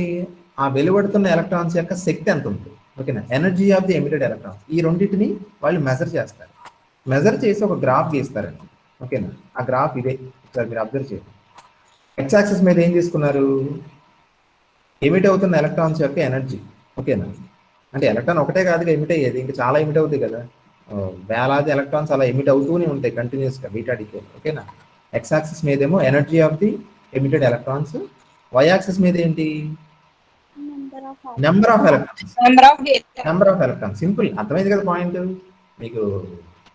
మీరు ఒక ఎగ్జాంపుల్ చెప్తాను, ఈజీగా అర్థం అవుతుంది. ఒక అనాలజీ చెప్తాను కదండి. ఫర్ ఎగ్జాంపుల్ ఒక ఏటీఎంకి వెళ్ళారండి, మీరు సంథింగ్ ఏదో ఒక 10,000 విత్డ్రాయల్ కొట్టారు, నోట్లు వచ్చింది. మీరు ఏం లెక్కెడతారు చెప్పండి? మీకు అంత ఎందుకు, ఒక నోట్ బండిల్ ఇచ్చానమ్మా, బండిల్ ఆఫ్ నోట్స్ ఇచ్చాను మీకు. మిమ్మల్ని డబ్బులు ఎంతో లెక్క పెట్టమన్నా, మీరు ఏం లెక్కెడతారు? 2 లెక్కెడతారు ఫస్ట్. ఒకటి ఏంటి? ఎన్ని నోట్లు ఉన్నాయో లెక్కెడతారు, అంతే కదా. ఎన్ని నోట్లు ఉన్నాయో లెక్కెడతారు. తర్వాత ఒక్కో నోటు వాల్యూ ఎంత, అంటే అది 500 నోటా 100 నోటా అని లెక్కెడతారా లేదా? ఇప్పుడు నేను చెప్పింది కూడా అదే. బీటా డికేలో ఎలక్ట్రాన్స్ ఎమిట్ అవుతున్నప్పుడు ఎన్ని ఎలక్ట్రాన్స్ వచ్చినాయి, తర్వాత వస్తున్న ఎలక్ట్రాన్ ఒక్కో ఎలక్ట్రాన్ యొక్క ఎనర్జీ ఎంత. గ్రాఫ్ గీస్తే దాన్ని ఏమంటారండి? ఇప్పుడు నేను చెప్పింది అది, దాన్ని ఏమంటారు? బీటా రే స్పెక్ట్రమ్ అంటారు. ఓకేనా, బీటా కణముల వర్ణపటం అంటారు. ఈ స్పెక్ట్రమ్ ఎలా ఉండాలి అంటే లెక్క ప్రకారం, సైంటిస్టుల అంచనా ప్రకారం అదొక డిస్క్రీట్ స్పెక్ట్రమ్ అయి ఉండాలి. డిస్క్రీట్ స్పెక్ట్రమ్ అన్న లైన్ స్పెక్ట్రమ్ అన్న ఒకటి, అంటే ఒక రేఖా వర్ణపటం రావాలి. కానీ బీటా డికే అబ్జర్వ్ చేసినప్పుడు సైంటిస్టులు వాళ్ళకి ఏ స్పెక్ట్రమ్ వచ్చింది అంటే కంటిన్యూస్ స్పెక్ట్రమ్ వచ్చింది. మీకు అర్థమయ్యేలా చెప్తాను, కంగారు పడుతుందమ్మా. ఓకేనా, వర్ణపటాలు 2 రకాలుగా ఉంటాయి. ఓకేనా, 2 మాటలు జాగ్రత్తగా వినండి ఒకసారి. Spectra they are 2 types. ఏంటి? ఒక వర్ణపటాన్ని ఏమంటారు? అవిచ్ఛిన్న వర్ణపటం, ఇంగ్లీష్లో ఏమంటారు? కంటిన్యూస్ స్పెక్ట్రమ్ అంటారు. ఇక్కడ ఉంది చూసారా, అవిచ్ఛిన్న వర్ణపటం అని రాశాను నేను. ఓకేనా, అవిచ్ఛిన్న వర్ణపటం అంటే ఏంటి చెప్పండి? ఇంగ్లీష్లో కంటిన్యూస్ కదా, ఇంగ్లీష్ చూస్తే ఈజీగా అర్థం అవుతుంది. కంటిన్యూస్ అంటే అర్థం ఏంటి? కంటిన్యూస్ అంటే అర్థం ఏంటి చెప్పండి? బ్రేక్ లేకుండా ఉండడం, అంతే కదా. For example sin x function ఉంది, కంటిన్యూస్ గా ఉంటుంది, ఎక్కడ బ్రేక్ రాదు. tan x ఫంక్షన్ అలా ఉండదు. tan 90 degrees ఎంత? ఇన్ఫినిటీ కదా, అంటే కంటిన్యూస్ కాదుగా ఫంక్షన్. ఓకేనా, కాబట్టి స్పెక్ట్రాల్లో కూడా 2 రకాలు ఉంటాయి, కంటిన్యూస్ స్పెక్ట్రము, లైన్ స్పెక్ట్రమ్. ఓకేనా, కాబట్టి అవిచ్ఛిన్న వర్ణపటం అంటే కంటిన్యూస్ గా ఎక్కడ బ్రేక్స్ లేకుండా ఉండేదని అర్థం. ఓకేనా, రెండో స్పెక్ట్రమ్ ఏంటి? Line spectrum.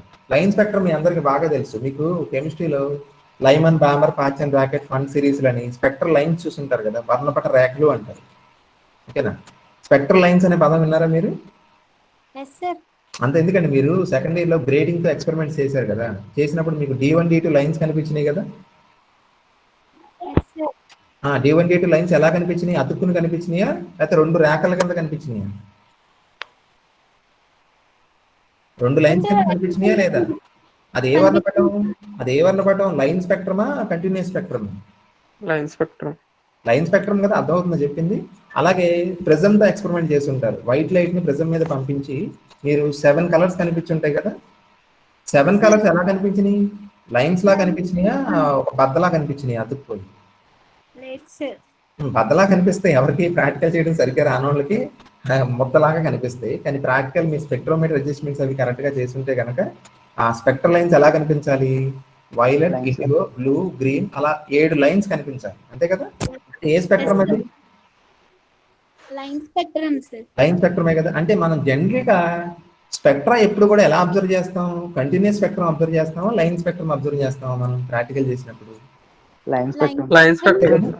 సేమ్ మీలాగే ఇంతే అమాయకంగా సైంటిస్టులు కూడా బీటా స్పెక్ట్రమ్ కనుక గ్రాఫ్ గీస్తే ఎలా రావాలని అనుకున్నారు వాళ్ళు?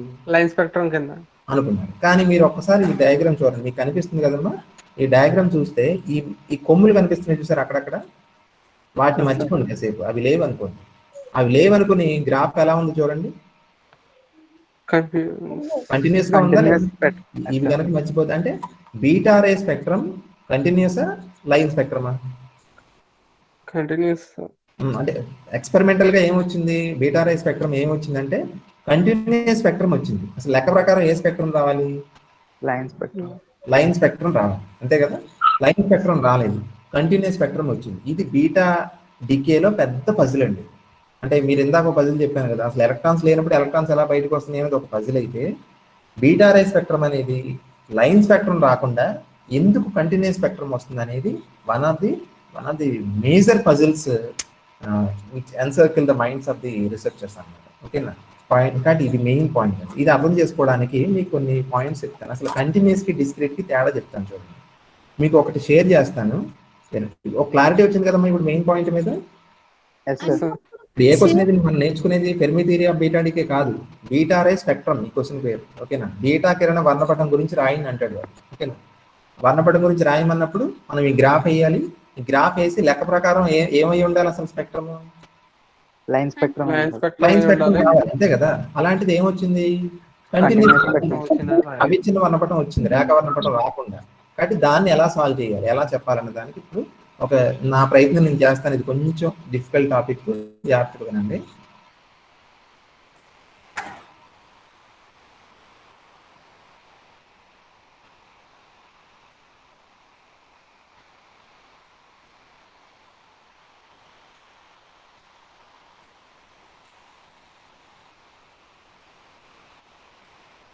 మీకు ఒక ఇమేజ్ షేర్ చేశాను చూడండి అమ్మా. ఒక మనిషి కనిపిస్తున్నాడా? మనిషి ఒక లెఫ్ట్ సైడ్ ఏమో స్టెప్స్ ఎక్కుతున్నాడు, రైట్ సైడ్ ఏమో ఒక ర్యాంప్ కంటిన్యూస్ గా ఉంది చూసారా, ర్యాంప్ ఎక్కుతున్నాడు. ఇప్పుడు మనం మెజర్ చేసేది ఏంటి? ఈ మనిషి యొక్క పొటెన్షియల్ ఎనర్జీ మెజర్ చేద్దాం. ఓకేనా? అంటే మనం ఎలాగైతే బీటా రే స్పెక్ట్రమ్ లో ఏం మెజర్ చేసాం గుర్తుందా? ఎమిట్ అవుతున్న ఎలక్ట్రాన్స్ యొక్క ఎనర్జీ మనం మెజర్ చేసామా లేదా? మెజర్ చేసి గ్రాఫ్ గీస్తే ఏమొచ్చింది? అది మనకు కొత్త తలపోటు తీసుకొచ్చేలాగా అది ఏమొచ్చింది? లైన్ స్పెక్ట్రమ్ రావాల్సిన బదులు ఎలా వచ్చింది? కంటిన్యూస్ స్పెక్ట్రమ్ వచ్చింది. అంటే అసలు యాక్చువల్ గా స్పెక్ట్రమ్ ఎలా రావాలి? అంటే ఒకటి నేను చూపిస్తాను. ఎలా రావాలంటే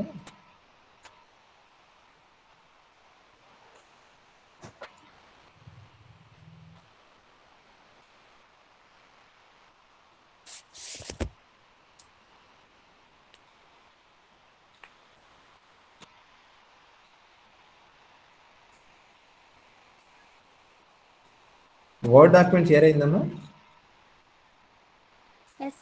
అయింది సార్. ఒక వర్డ్ డాక్యుమెంట్ కనిపిస్తుంది కదా.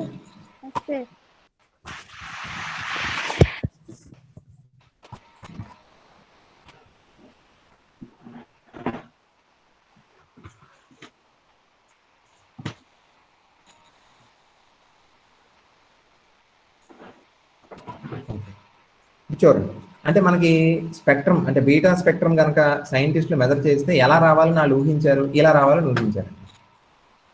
మీకు ఈ లైన్స్ కనిపిస్తుంది కదా, అంటే మనకి ఇలాంటి ఒక లైన్ స్పెక్ట్రమ్ రావాలి లెక్క ప్రకారం. కానీ అది రావాలి. ఏమొచ్చింది? నేను ఇందాక గీసాను చూసారా, ఒక కంటిన్యూస్ స్పెక్ట్రమ్ వచ్చింది అనమాట. ఓకేనా? ఇప్పుడు దీన్ని మనం ఒక్క పాయింట్ అర్థం చేసుకుంటే మీకు మొత్తం థియరీ తెలిసినట్టు.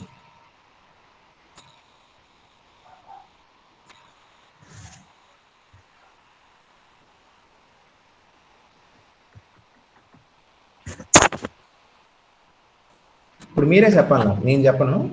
ఇప్పుడు మీరు మెజర్ చేసేది ఏంటంటే ఎలక్ట్రాన్ ఎనర్జీ కాదు, ఈ మెట్లు ఎక్కుతున్నా లేదా ర్యాంప్ ఎక్కుతున్నా మనిషి యొక్క పొటెన్షియల్ ఎనర్జీ మెజర్ చేయాలి. ఓకేనా? నేను అడిగే ప్రశ్న ఏంటంటే, మెట్లు ఎక్కుతున్నాడు అనుకోండి ఒక వ్యక్తి, ఈ ఎగ్జాంపుల్ తీసుకుంటే లెఫ్ట్ సైడ్, ఈ వ్యక్తి యొక్క పొటెన్షియల్ ఎనర్జీ కంటిన్యూస్ గా మారుతుందా, డిస్క్రీట్ గా మారుతుందా? డిస్క్రీట్ గా సార్. డిస్క్రీట్ గా ఎలాగా, ఎందుకని? అంటే ఒక స్టెప్ దగ్గరికి వచ్చాక అంత ఎనర్జీ, ఒక ఎనర్జీ వచ్చాక ఆగిపోతుంది సార్. నేను మళ్ళీ అంటే ఇంకో స్టెప్ లో పొటెన్షియల్ వెళ్తాను సార్ ఎనర్జీ, నెక్స్ట్ ఎనర్జీకి. పొటెన్షియల్ ఎనర్జీ ఎంజీహెచ్ కాబట్టి ఒక మెట్టు మీద ఉన్నాడు ఇప్పుడు సాయికరణ్ చెప్పినప్పుడు ఎనర్జీ ఎంతో కొంత ఉంటుంది, ఓకేనా? మళ్ళీ నెక్స్ట్ ఇంకో మెట్టు ఎక్కాడు, ఓకేనా? అప్పుడు ఎనర్జీ ఏమవుతుంది?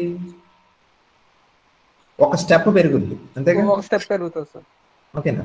అంటే అదే అప్పుడు ఎనర్జీ ఎలా మారుతుంది? ఈ మనిషి యొక్క పొటెన్షియల్ ఎనర్జీ ఎలా మారుతుంది? కంటిన్యూస్ గా మారట్లా, స్టెప్ వైజ్. కంటిన్యూస్ గా మారట్లా. ఎలా మారుతుంది? డిస్క్రీట్ గా. డిస్క్రీట్ అంటే తెలుసు కదమ్మా, స్టెప్పులుగా, ఓకేనా? అంటే వివిక్తంగా అంటారు తెలుగులో అయితే. సో ఇది దేనికి ఎగ్జాంపుల్? ఏ స్పెక్ట్రమ్ కి ఎగ్జాంపుల్? లైన్ స్పెక్ట్రమ్ కి example. Very good, line spectrum కి ఎగ్జాంపుల్. అర్థమవుతుందమ్మా? క్యాచ్ చేస్తున్నారా పాయింట్? ఇది చాలా ఈజీగా అర్థమైపోతుంది, సింపుల్. ఈ ఎగ్జాంపుల్ బెస్ట్ ఎగ్జాంపుల్. మెట్లు ఎక్కుతున్నప్పుడు మన ఎనర్జీ ఎలా మారద్ది? కంటిన్యూస్ గా మారదు, డిస్క్రీట్ గా మారద్ది, స్టెప్లుగా, ఓకేనా? వేరే ఇక్కడ ర్యాంప్ ఎక్కుతున్నాడు ఒక మనిషి. ర్యాంప్ ఎక్కుతున్న మనిషిని చూడండి, అతని పొటెన్షియల్ ఎనర్జీ ఎలా మారద్ది? కంటిన్యూస్ గా మారద్దు కదా. అంటే ఎలా అంటే 0, 1, 2, 3, 4, 5, 6 అలా పెరుగుతుంది తప్ప వీడిలాగా 10, 20, 30, 40 అలా పెరగదుగా, ఓకేనా? సో మీకు ఒక విషయం మీద క్లారిటీ రావడం కోసం నా తాపత్రయం ఉంటుంది. ఏంటి క్లారిటీ అంటే, ఒక ఫిజికల్ క్వాంటిటీ లేదా ఒక వేరియబుల్ రెండు రకాలుగా మారచ్చు. ఎలా మారచ్చు? కంటిన్యూస్ గా మారచ్చు, లేకపోతే చెప్పండి. కంటిన్యూస్ గా మారచ్చు. కంటిన్యూస్ గా మారేది అంటే ఏంటి? రెండో ఎగ్జాంపుల్ ర్యాంప్ ఎక్కడం, ఓకేనా? డిస్క్రీట్ గా మారడం అంటే ఏంటి? ఒక వాల్యూ ఉంటుందమ్మా, మళ్ళీ తర్వాత ఏం ఉండదు, మళ్ళీ ఇంకో వాల్యూ వస్తుంది, ఓకేనా? మళ్ళీ ఏం ఉండదు, మళ్ళీ ఇంకో వాల్యూ వస్తుంది. మీరు ప్రాక్టికల్ చేశారు కదా గ్రేటింగ్ తో, చేసినప్పుడు కూడా చూడండి, మీకు గ్రేటింగ్ తో సోడియం వేపర్ ల్యాంప్ తో ప్రాక్టికల్ చేసినప్పుడు 20 డిగ్రీ దగ్గర లైన్ కనిపిస్తుంది, మళ్ళీ తర్వాత ఏం కనిపించదు, మళ్ళీ ఎక్కడో 40 డిగ్రీస్ దగ్గర సెకండ్ ఆర్డర్ స్పెక్ట్రమ్ వస్తుంది, అంతే కదా? సో అదేంటి? డిస్క్రీట్ కదా, ఓకేనా? కానీ ఇప్పుడు ఈ ఎగ్జాంపుల్ అర్థమైంది కదమ్మా?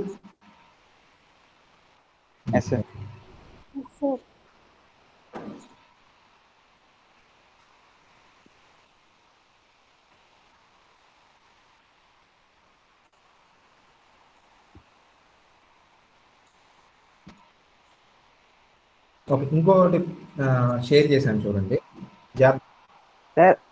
సార్ ఎస్ఎస్సి ఏదో మెసేజ్ పెట్టింది.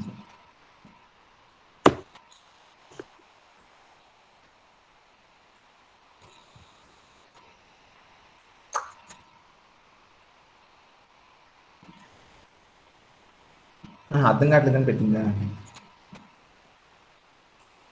నేను మళ్ళీ తనకు చెప్పాను అమ్మా యశస్వి. సార్ చెప్పండి సార్.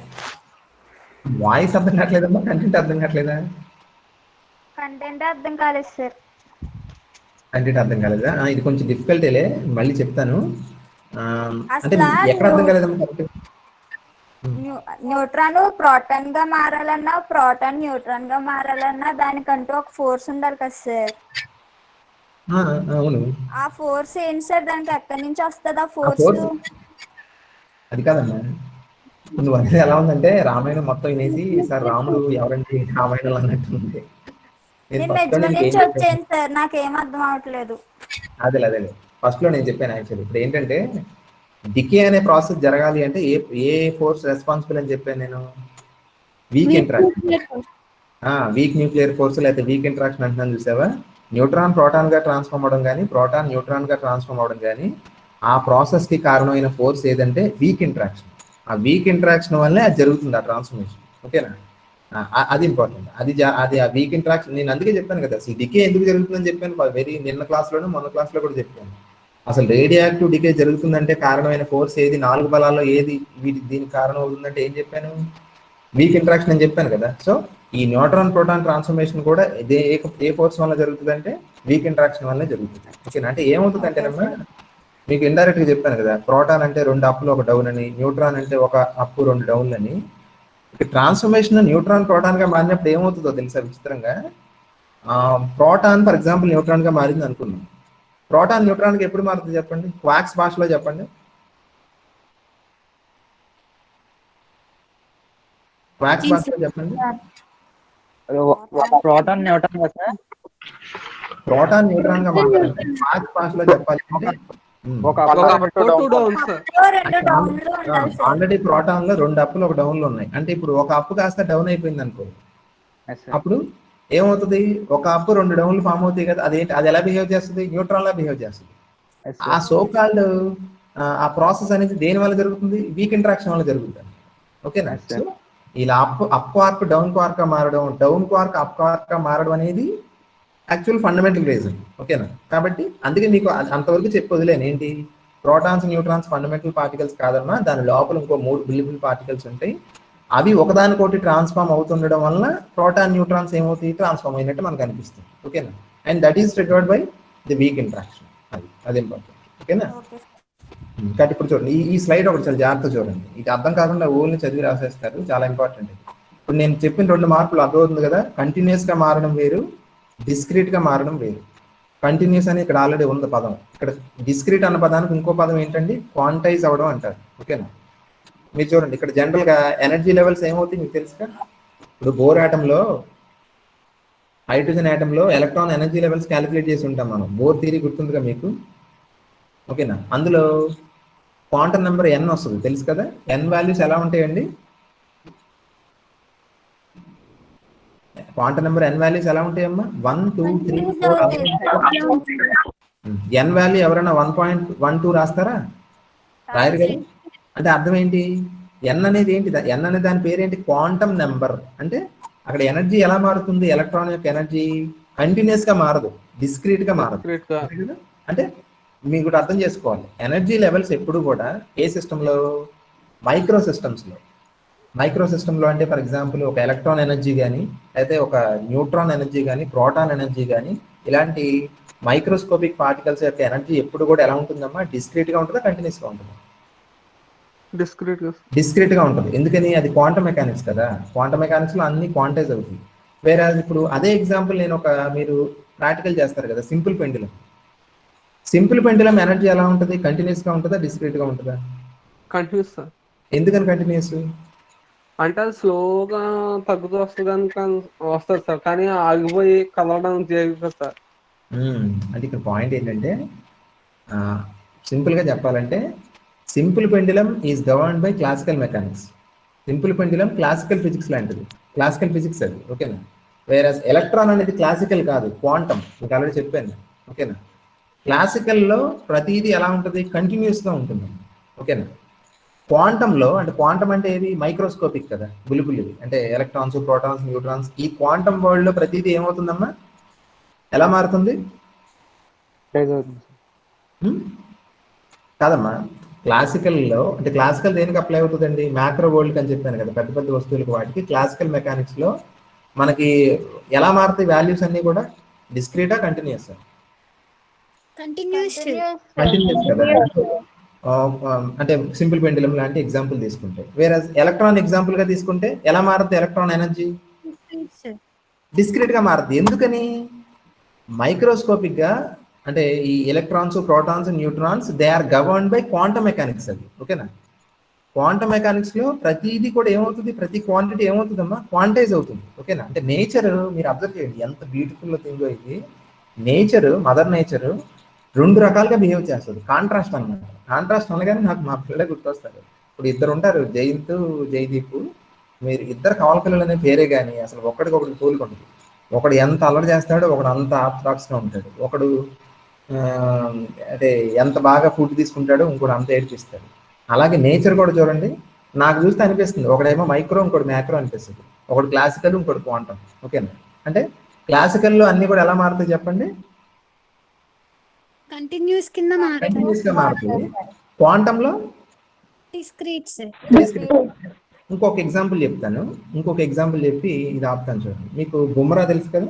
బుమ్రా తెలుసు. ప్రస్తుతానికి ఇండియాలో చాలా పెద్ద సెలబ్రిటీ అతను, చాలా మంచి బౌలర్, తెలుసు కదా. బుమ్రా చేతికి ఒక క్రికెట్ బాల్ ఇచ్చి బౌల్ చేయమన్నారండి. బౌల్ చేయమంటే ఆ క్రికెట్ బాల్ ఎనర్జీ కంటిన్యూస్ గా ఉంటుందా, డిస్క్రీట్ గా ఉంటుందా? డిస్క్రీట్ గా ఉంటుంది. కంటిన్యూస్ గా ఉంటుంది. కంటిన్యూస్ గా ఉంటుంది సార్.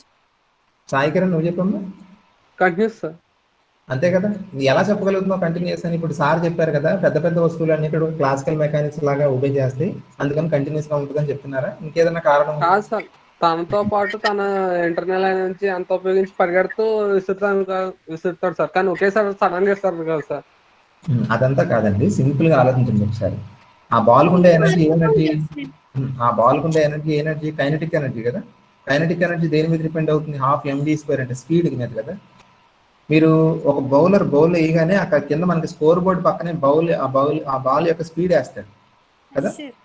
ఆ స్పీడ్ ఎలా ఉంటది? ఉంటే 100 లేకపోతే 110 లేకపోతే 120 అలాగే ఉంటుందా ఏంటి? ఉండదు కదా. స్పీడ్ ఎంతైనా ఉండొచ్చు కదా. అంటే 110.9 ఉండొచ్చు, 111.2 ఉండొచ్చు, అంటే km/h లేకపోతే mph ఏదో ఒకటి. ఓకేనా?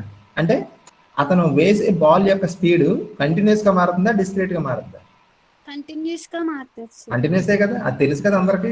అంటే స్పీడ్ అంటే బౌలర్ కనుక స్పీడ్ వేస్తే 100తో వేస్తాడు, లేకపోతే 110తో వేస్తాడు, లేకపోతే 120 స్పీడ్తో వేస్తాడు. అలా వేస్తాడమ్మా, ఎవడేడు కదా. కంటిన్యూస్ గా మారుతుంది కదా స్పీడ్. ఓకేనా? అది అతని గొప్పతనం కాదు. Cricket ball is governed by classical mechanics wear the energy changes continuously. ఇప్పుడు అదే బుమ్రా చేతికి నేను ఏం చేశానంటే ఎలక్ట్రాన్ ఇచ్చి బౌలింగ్ చేయమన్నా అనుకోండి ఫర్ ఎగ్జాంపుల్. ఓకేనా? ఏమవుతుందో తెలుసా మీకు? ఊహించండి ఒకసారి. దానికి ఇష్టం వచ్చిన స్పీడ్ తో అదే పోద్ది సార్. ఇక్కడ పాయింట్ అదే, ఇష్టం వచ్చిన స్పీడ్ తో వెళ్ళటం అంటే క్లాసికల్ కంటిన్యూస్. ఇష్టం వచ్చిన స్పీడ్ కాకుండా ఏవో కొన్ని వాల్యూస్ మాత్రం ఉంటే డిస్క్రీట్, క్వాంటైజర్ అంటాం. ఓకేనా? డిస్క్రీట్ అన్నా క్వాంటైజర్ అన్నా ఒకటే. ఇప్పుడు బుమ్రా చేతికి ఎలక్ట్రాన్ నుంచి బౌలింగ్ చేస్తే ఏమవుతుందో తెలుసా? బుమ్రా తనకు నచ్చినట్టు ఏ స్పీడ్ తో కాలిస్తే ఆ స్పీడ్ తో బౌల్ చేయలేడు. అంటే వేస్తే 100 kmph స్పీడ్ తో బాల్ వేస్తాడు. నెక్స్ట్ ఎంత వేయగలడు మహా అయితే? చెప్పండి. 100 తర్వాత కంటిన్యూస్ 101తో బౌల్ చేయలేడు. 110 తర్వాత 120. చాలా విచిత్రంగా ఉంది కదా కాన్సెప్ట్. పాయింట్ అర్థమవుతుంది కదా. So in the macro world where classical mechanics rules you will have continuous world అనమాట. In micro world electrons, protons, neutrons, nucleus ఇలాంటి వాటి గురించి మాట్లాడినప్పుడు it is governed by quantum mechanics. So energy ఏమవుతుందంటే ఆ లెవెల్లో ఎప్పుడు కూడా క్వాంటైజ్ అవుతుంది. అంటే అర్థం ఏంటి? డిస్క్రీట్ గా ఉంటుంది ఎనర్జీ. ఓకేనా? అంతే తప్ప కంటిన్యూస్ గా ఉండదు. ఓకేనా? కాబట్టి బీటా రే స్పెక్ట్రమ్ ఏం రావాలి లెక్క ప్రకారం చెప్పండి? డిస్క్రీట్ గా రావాలి. డిస్క్రీట్ గా రావాలి కదా. అర్థమైందా? చెప్పిన తర్వాత దయచేసి ఎందుకు రావాలని అనకండి. ఎందుకు డిస్క్రీట్ అవ్వాలి అర్థమైందమ్మా? చెప్పిన పాయింట్ ఒకటే, ఎందుకు డిస్క్రీట్ అవ్వాలి అంటే electron is a microscopic particle, it is govern by quantum mechanics. అది క్వాంటమ్ చిన్ని పార్టికల్ కదా. కాబట్టి ఈ మైక్రో వరల్డ్ లో ఎనర్జీ ఎప్పుడు కూడా ఏమవుతుంది? క్వాంటైజ్ అవుతుంది. అలాగా చార్జ్ కోల్పోవడం గెయిన్ చేసుకోవడం అంతేనా సార్? అది కాదమ్మా, అది క్వాంటైజేషన్ ఆఫ్ ఛార్జ్. నువ్వు చెప్పే కాన్సెప్ట్ అంటే ఒక పార్టికల్ యొక్క ఛార్జ్ ఉంటే ఈగా అంతా +2e +3e ఉంటుంది అని చెప్పేది క్వాంటైజేషన్ ఆఫ్ ఛార్జ్. అంటే ఛార్జ్ అనేది ఇంటిగ్రల్ మల్టిపుల్స్ ఆఫ్ ఈ కింద ఉంటుందని చెప్పడం. అది తప్పు తెలుసా మీకు? తెలుసలేదు విచిత్రం. ఇప్పుడు క్వార్క్ అని ఒక పార్టికల్ చెప్పాను కదా, అప్ క్వార్క్ డౌన్ క్వార్క్ అని. మీరు విన్నారు లేదు? ఛార్జ్ ఎప్పుడు కూడా ఈ గాని +2e 3e ఉంటుంది అనుకుంటారు. తప్పమ్మా. క్వార్క్ యొక్క ఛార్జ్ ఎంతో తెలుసా? +2/3e up Quark charge, 2/3 of ఈ. డౌన్ క్వార్క్ ఛార్జ్ ఎంత అంటే -1/3 ఈ. అంటే ఛార్జ్ లో 2/3 వంతులు కూడా ఉంటాయి. అందరూ అనుకున్నట్టు ఈలు 2eలు 3eలే కాదు. ఓకేనా? అది వేరే టాపిక్, అది పక్కన పెట్టండి. కాబట్టి మనకి బీటా స్పెక్ట్రమ్ ఎలా రావాలంటే కంటిన్యూస్ స్పెక్ట్రమ్ వచ్చింది.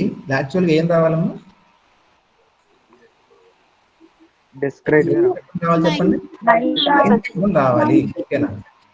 ఇప్పుడు చూడండి, అంటే ఇంకొక ఎగ్జాంపుల్ చెప్పి వాళ్ళు ఆపేసి రేపొద్దున ఈ పాట చెప్తాను. ఇది ఒకటి జాగ్రత్తగా వినండి. మీరు ఇప్పుడు ఎనర్జీని దేంతో పోలుస్తారంటే మనీతో పోల్చండి. ఓకేనా? ఒక ఎనాలజీ చెప్పి ఆపుతాను. మనీతో పోల్చండి. మనీ తీసుకోవడానికి మీరు రెండు మార్గాలు ఉన్నాయి. ఫర్ ఎగ్జాంపుల్ బ్యాంక్ వెళ్ళొచ్చు, లేకపోతే ఏటీఎంకి వెళ్ళొచ్చు. అంతే కదా? ఫర్ ఎగ్జాంపుల్ ఏటీఎంకి వెళ్ళారండి. ఏటీఎం మిషన్ నుంచి డబ్బులు వస్తాయి. ఎలా వస్తాయి డబ్బులు చెప్పండి? అంటే ఏటీఎం కార్డ్ పెడతాం సార్, తర్వాత పిన్ నెంబర్ అన్ని ఎంటర్ చేస్తే అప్పుడు ఇచ్చేస్తాం. ఎలా వస్తాయి అంటే ఏటీఎం ఆపరేట్ చేసే పద్ధతి కాదు నేను అడిగేది. ఫర్ ఎగ్జాంపుల్ మీరు కార్డు పెట్టి మీరు పిన్ కొట్టి సంథింగ్ ఏదో ఒక ఎంతో అమౌంట్ కొడతారు కదా. ఆ ఏటీఎం మిషన్ నుంచి ఎమిట్ అవుతున్న ఎనర్జీ. ఓకేనా? ఇప్పుడు ఏటీఎం మిషన్ దేంతో పోల్చుకుంటారు? ఒకసారి ఏటీఎం మిషన్ మీరు దేంతో పోల్చుకుంటారు? న్యూక్లియస్ తో పోల్చుకోరు. ఓకేనా? న్యూక్లియస్ నుంచి ఎమిట్ అవుతున్న ఎలక్ట్రాన్స్ లాంటివి ఏవి? కరెన్సీ.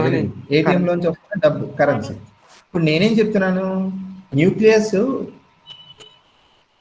ఏటీఎం తో పోల్చినప్పుడు ఏటీఎం లో డబ్బులు ఎలా వస్తాయి నేను అడిగేది, కంటిన్యూస్ గా బయటకు వస్తాయా, డిస్క్రీట్ గా వస్తాయా నేను అడిగేది.